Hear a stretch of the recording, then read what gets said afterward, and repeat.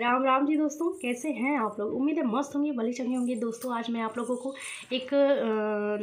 ननद स्पेशल गीत सुनाने जा रही हूँ। दोस्तों अगर आपको गीत अच्छे लगे तो प्लीज़ लाइक कमेंट जरूर करिएगा। चैनल पर पहली बार है तो चैनल को सब्सक्राइब भी करिएगा।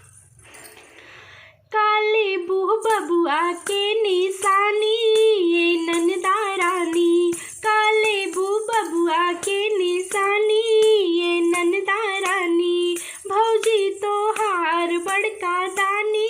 ये ननदा रानी, काले बूह बबुआ के निशानी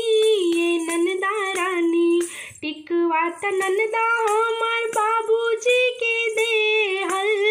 टिकवा त ननदा हमार बाबूजी के देहल,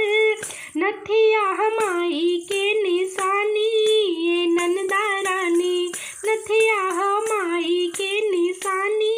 ये ननदा रानी, काले बूह बबुआ के निशानी ये ननदा रानी, भौजी तोहार बड़का दानी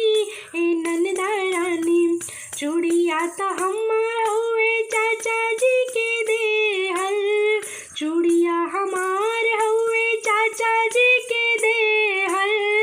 कंगना चाची के निशानी ये ननदा रानी, कंगना चाची के निशानी ये ननदा रानी, काले बूह बबुआ के निशानी ये ननदा रानी, भौजी तोहार बड़का दानी ये ननदा रानी, पाँव पे जनिया हमार भैया जी के देहल, पाँव पे जनिया हमार भैया जी के देहल, बिछिया भौजी के निशानी ये ननदा रानी, बिछिया भौजी के निशानी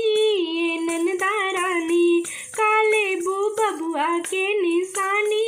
ये ननदा रानी, भौजी तोहार बड़का दानी